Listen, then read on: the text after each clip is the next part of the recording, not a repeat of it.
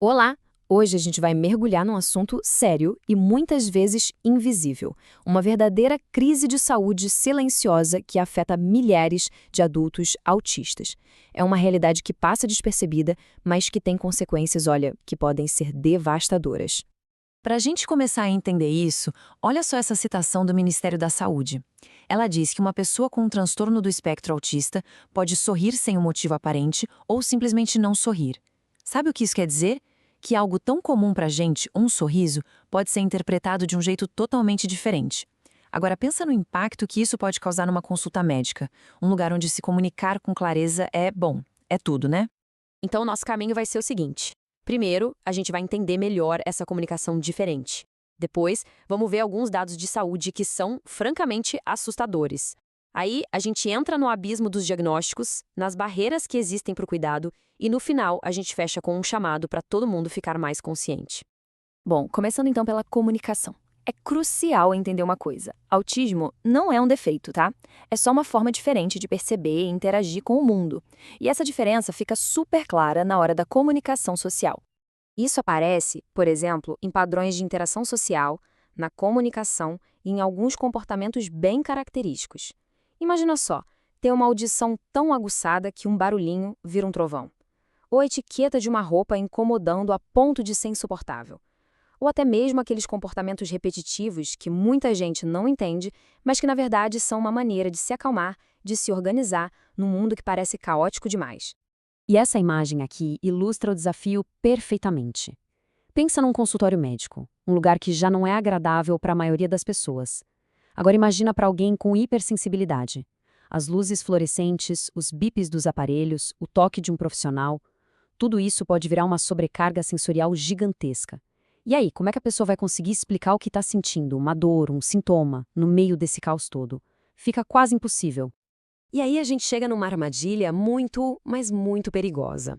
Essa observação aí de uma aparência física normal, isso leva muita gente a pensar, ué, mas por fora tá tudo bem, então por dentro também deve estar. Só que não, a realidade é bem, bem diferente. E agora a gente vai para os números, que mostram a dimensão real dessa crise de saúde que fica escondida. E olha, se preparem, porque os dados são realmente alarmantes. Olha isso. Um estudo enorme feito na Escócia descobriu uma coisa impressionante.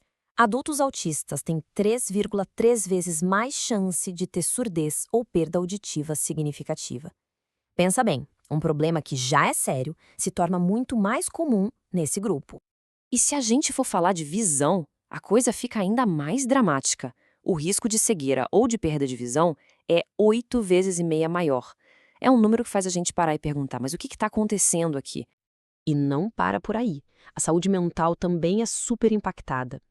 A probabilidade de um adulto autista ter outras condições de saúde mental associadas é quase 9 vezes maior. E é importante lembrar, isso aqui não é só estatística, né? São pessoas, são vidas. E esse gráfico aqui coloca tudo em perspectiva. Fica muito claro a escala dessa diferença, né? A gente não está falando de uma coisinha pequena, mas de um abismo gigantesco que separa a saúde de pessoas autistas da saúde da população em geral. Ok, mas ter essas condições de saúde é só uma parte da história. O problema de verdade, o grande desafio, é conseguir um diagnóstico e depois um tratamento. É tipo um abismo mesmo, que muita gente simplesmente não consegue atravessar.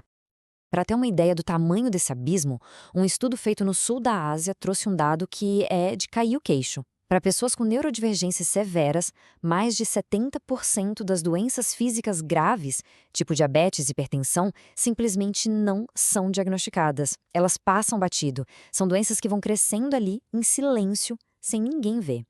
E mesmo quando o diagnóstico acontece, a coisa não melhora muito. Dos que são diagnosticados, só metade recebe algum tipo de tratamento. É como chegar na beirada de uma ponte que está quebrada. Você até sabe qual é o problema, você vê o outro lado, que é o tratamento, mas não consegue chegar lá.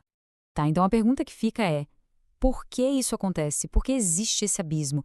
Que barreiras são essas que impedem o acesso a um cuidado de saúde decente? Bom, uma das principais razões tem um nome: sombreamento diagnóstico. Funciona assim. Imagina uma pessoa autista que chega no médico com uma dor de estômago que não passa.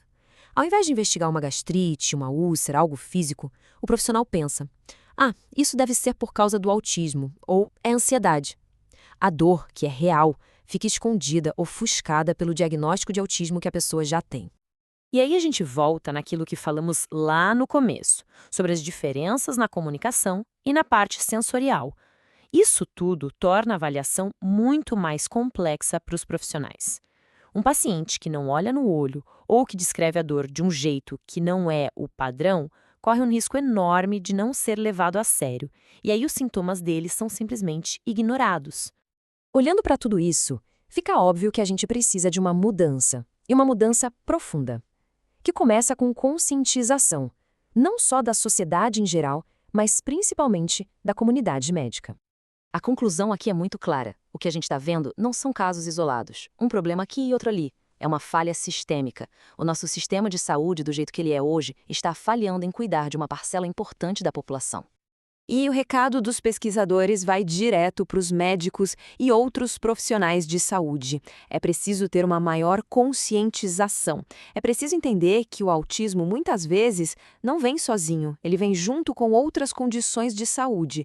E só de saber disso, de reconhecer isso, já é o primeiro passo para conseguir detectar os problemas e oferecer um cuidado que seja de fato adequado.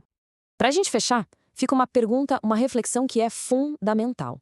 E ela vale para todo mundo, mas principalmente quando a gente pensa em quem se comunica de um jeito diferente. A gente está, de verdade, ouvindo o que os corpos estão dizendo para além do que as palavras conseguem expressar? Achar a resposta para essa pergunta não é só uma questão de ser mais empático. Pode ser literalmente a diferença entre a saúde e a doença, entre a vida e a morte.